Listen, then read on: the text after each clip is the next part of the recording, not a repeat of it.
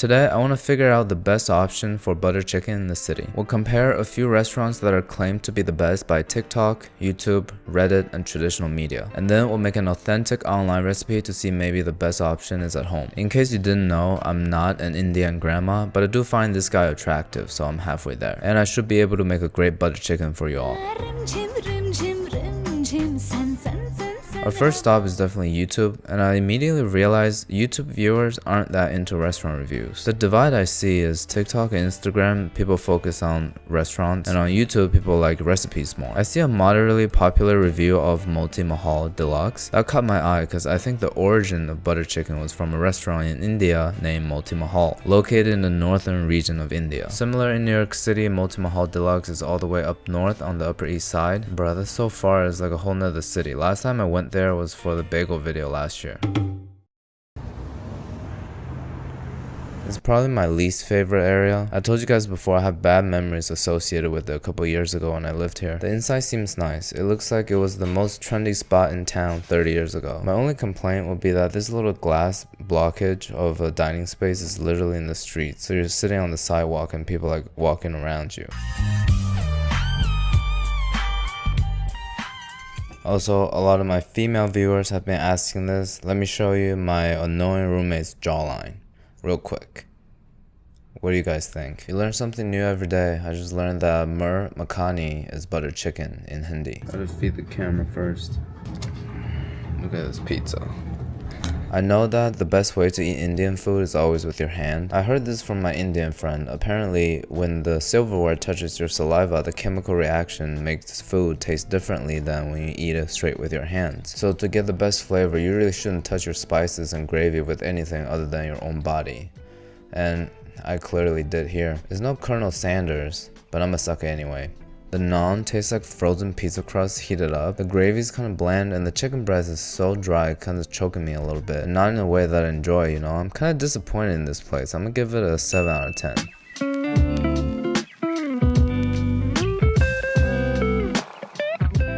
The next restaurant is TikTok's top choice. Maybe by the time I post this video, TikTok won't be a thing anymore. It's called Hyderabadi Zaika. I saw it on a review by the Foodie Queen. She's also based in New York. We follow each other on TikTok. One time I saw her in Soho, wanted to say hi, and I just realized nobody knows what I look like, and I'm probably staring at her like a creep, so I quickly walked away. Here is another part of town that I never explored. I feel like Midtown is pretty miserable for everybody, except for people who actually made it. We've talked about Hyderabadi on this channel before, and I think that's where the chicken biryani is from. I'm unsure if they make butter chicken over there. One thing is sure, when I make chicken biryani, you better hide your baddie.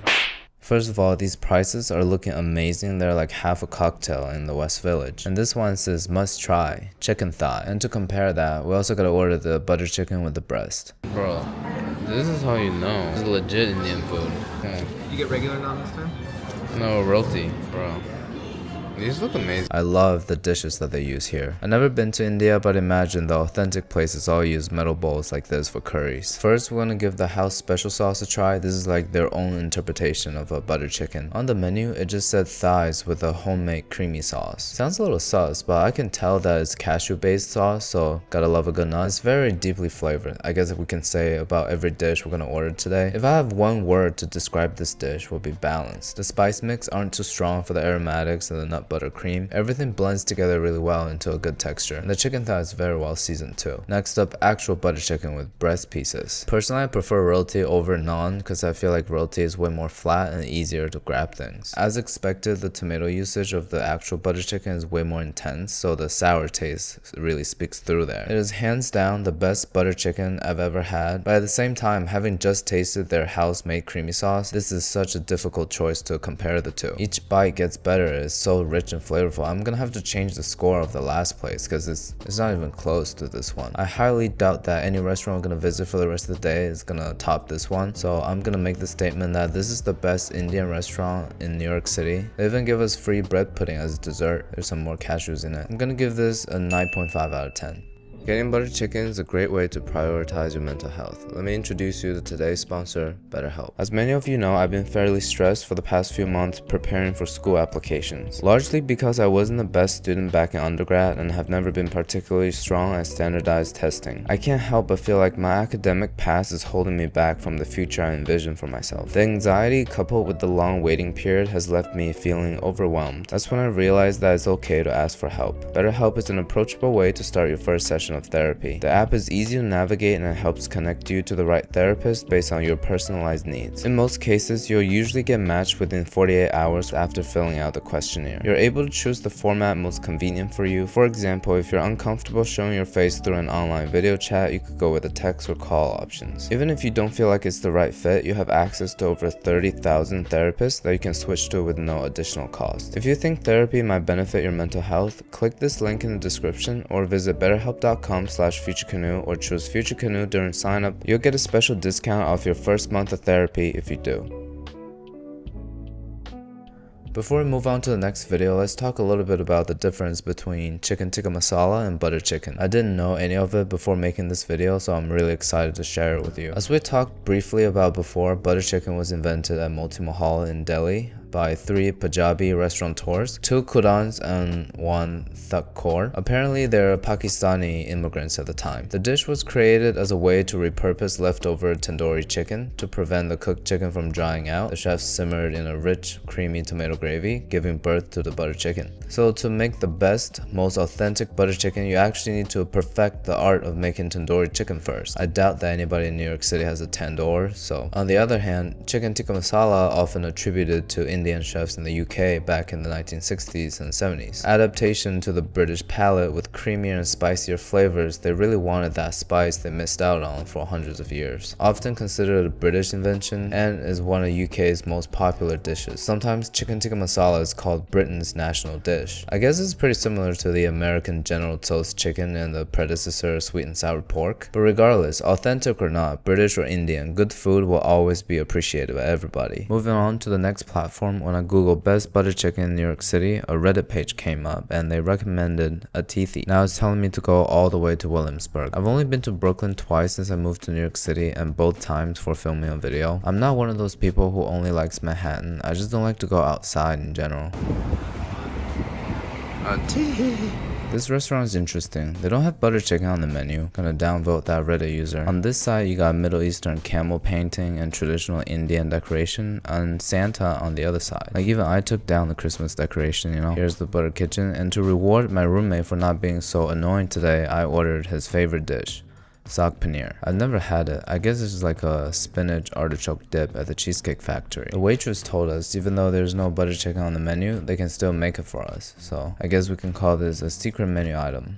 It's the spiciest one of the 3 so far, but it doesn't compare to the Hyderabadi Zakka. That one really rocked my world. I never tasted Indian food at that level before. I feel like the only better Indian food you can get in this world is either in Dubai or actual India. But enough hyping about the last place. This place is still so much better than the first place. So if I give Moti Mahal a 7, Hyderabadi a 9.8, I'll give this one an 8. The texture of the gravy in this one is the smoothest. Smooth like a criminal. I guess that's why the restaurant is named Atithi. To show my annoying roommate a minimal amount of respect, I have to try his favorite dish, saag paneer. And after tasting it, I came to the conclusion that it's weird as hell.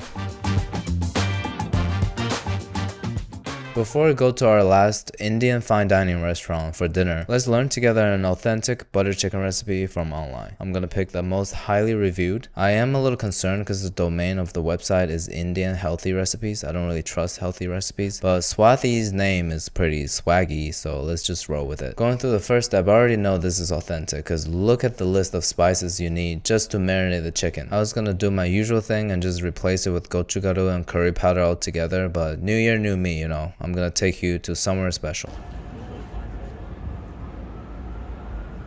It's the biggest and the most precise spice shop on the East Coast. It's an Indian spice shop, but you can find flavors from all around the world. Starting with looking at hot sauces, here's John Cena's favorite hot sauce. Even our old friend Frank's over here. Another thing about this store is that you're constantly asking yourself this question: what the hell is that? For example, right here, nishiki rice is more or less familiar, but what is bamboo rice, you know? Let me know in the comments if you heard of jade, pearl rice, scarlet, runner bean, and amaranth. This aisle is starting to sound like 90s rock bands. And the chili powder section gets even crazier. You think you see paprika, but it's actually Hungarian paprika compared to Spanish smoked paprika. I guess that's more usual. Moving up, we see gochugaru and the whole guajillo for your birria tacos. Ghost peppers, Indian chili powder, Indian Degi merch powder. Speaking of merch, you can check out mine, the link down below. Finally, this is what we're looking for: Indian Kashmir red chili powder. Also know that an authentic tandoori chicken uses curd to marinate it instead of yogurt, but I can't find any good option right now, so I'm gonna go with this Desi yogurt. I think that's as close as we're gonna get here. I don't need to re-emphasize to you guys how much I love sugar, so now we're entering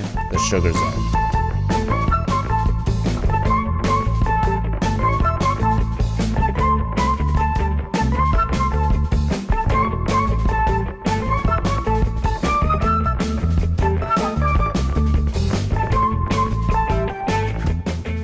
But anyways, I ended up going with this jar of palm sugar. I heard this is the best tasting sugar out there. Very happy with my purchases. Highly recommend this store. Let's go home and start cooking. So I stopped getting radioactive chicken from Costco because the texture is just a little mushy, I feel like. But I asked this chicken for the push day routine, but chances are it's just on steroids. It's bigger than my head on this bowl. I think my knife caught some type of disease. Usually I always gotta go for the chicken thigh, but for such a rich buttery dish like butter chicken, I feel like breast pieces keep it balanced. So we'll start the marinade with a little more than a teaspoon of Kashmir red chili powder, half a teaspoon of salt, and a tablespoon and a half of lemon juice. We'll give that a mix and put it into the fridge for at least 20 minutes. This is like our first round of marination. And the second round involves a lot of the spices we just got, but the base is gonna be half a cup of Greek yogurt or hong curd, thick curd, whatever you have. 1/4 of a teaspoon of turmeric. This stuff is really strong, so you gotta watch out. A teaspoon and a half of garam masala, teaspoon and a half coriander powder, teaspoon of cumin, teaspoon and a half of fenugreek, and a tablespoon and a half of ginger garlic paste, 50-50. You can just grate it on top. Marinating with lemon juice and ginger is really important for the chicken breast because lemon juice denatures protein and the enzyme in ginger breaks it down to make it even more tender.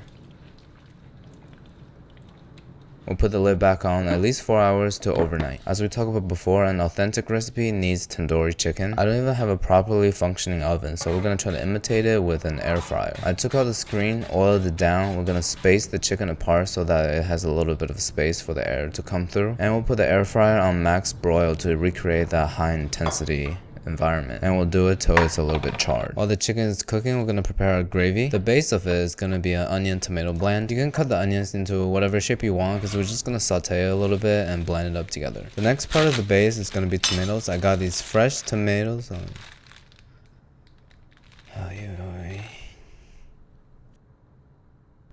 This is completely unplanned, as you can tell. I didn't even open the package before. But we do have some moldy tomato can black tote bag merch coming up, and it's gonna be a limited edition. It's pretty beautiful. I'll keep you all updated. We'll cut the tomatoes into large chunks and set aside. In a hot pan, oil, we'll saute the onions until some colors come up from the sides, and then we'll start the blending process for the gravy. So that's about 2 cups of onion, 2 pounds of tomatoes. Because of the moldy ones, we didn't get 2 pounds, so I'm gonna replace it with some marinara sauce. Guys, this is the only replacement, and I feel like it's a little bit out of my control, so please be nice to me in the comments. I even saved these nuts for you. Let's have a cup of cashews. Finally, 3/4 cup of water to make it easier to blend. While it's blending, I'm gonna tell you a joke. It's gonna be a knock knock joke, so please say along for the joke to work while you're watching this video, alright? Knock knock. Cash. No thanks, I'm allergic to nuts. Ba-da-bum, psh.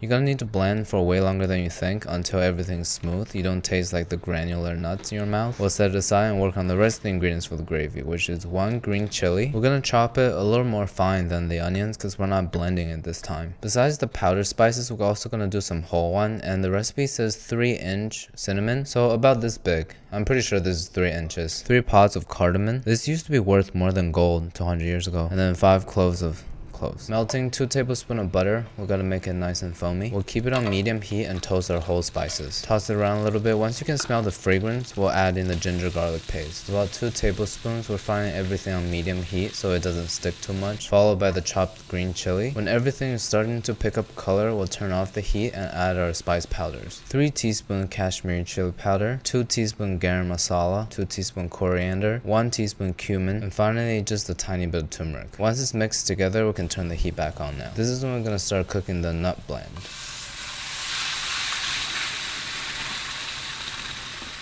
We're gonna mix it very thoroughly, cook it on medium heat for at least 20 minutes to cook out the raw cashew and tomato flavor. Once it's reduced and thickened like this, we're gonna add 2 cups of boiling water just to bring back the volume a little bit. Once water is in, we're gonna pick out the whole spices like the cardamom, cloves and stuff. I'm gonna try my best. No promises though. We'll simmer this on low for another 10 minutes for it to thicken a little bit. The tandoori chicken should be done at this point. It actually looks really nice. The marinade stayed perfectly on top and stuff. And I tried a piece and it's fairly tender, so we'll throw that into the sauce. Honestly, we don't need to cook it anymore. I'm just gonna heat it up for 2 minutes. But to finish seasoning it, we're gonna do a teaspoon of salt, a teaspoon of sugar, and 1 tablespoon of fenugreek leaves. Adjust the consistency with half a cup of cream and butter. Butter is not really necessary, I feel like, because I put in a little bit earlier. Alright, butter chicken is done. This is probably the most closely I've followed the recipe on this channel, so it's pretty monumental. And to celebrate this occasion, I'm gonna use the tomato can NPC bowl that I got from my PO box. A little more cream for the garnish, some cilantro.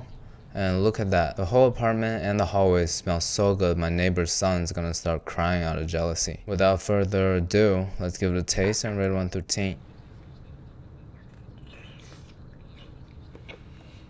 The chicken breast is surprisingly still juicy. I guess the air fryer really did a good job. Last time we tried to pan fry the yogurt marinated chicken and it just ended up destroying my non-stick pan. But the gravy is the main character here. It's the most well-balanced, flavorful Indian gravy we've made on this channel so far. I always thought of butter chicken sauce to be like a spicy tomato soup, but this is like a dish on its own. I guess following a good recipe very closely does pay off. I'm gonna give this a 9.3 out of 10. I really should start making more Indian food. And to close this episode nicely, we're gonna visit another segment of Indian cuisine. Indian fine dining. This special place is called Bungalow. It's a highly rated restaurant by Eaters magazine and through word of mouth. By mouths, I mean one mouth. My college roommate who's Indian. Super trendy spot, acclaimed chef who got his Michelin star from the former best Indian spot in the city, Junnoon. I picked this place in particular because of this New York Times article called No More Butter Chicken. I like this title. It fits my mood right now pretty well, honestly. Apparently, Bungalow really exceeds and revolutionizes people's expectation of American Indian food. And unfortunately, because of how extraordinary this restaurant is, I came on a Wednesday afternoon and I was told I have to wait 2 months for a table.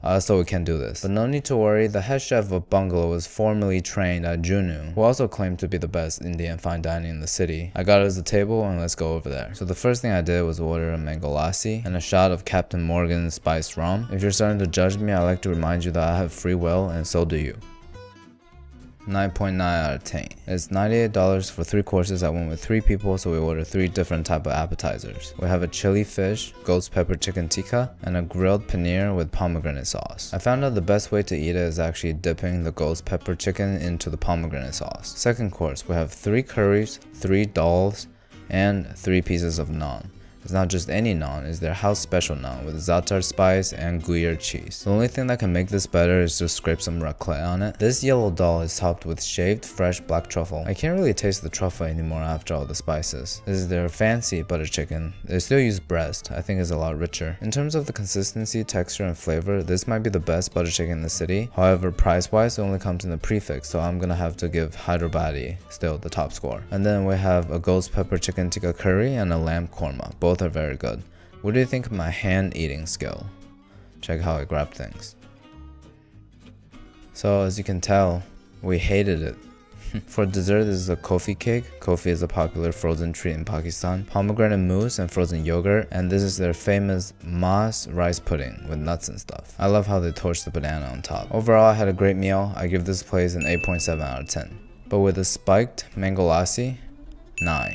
I had a great time learning and tasting Indian food today. Uncultured swines like me always go to Indian restaurants in America, ask for butter chicken, pick a spicy level from 1 to 10, so usually 2, then ask for garlic naan if I'm feeling adventurous. So I really appreciate restaurants like this that showcases a regional cuisine in its entirety, in this case Southern Indian, introducing us to culture beyond geographical limits and expand our culinary horizon. Starting this year, guys, I want to take our community to become a little more curious and serious about food, to explore more in depth so we can better appreciate it. With that being said, the occasional insanity and shitposting will still remain, so no need to worry there. Overall, I'm excited for the chaotic journey we're about to embark on together. Alright, thank you.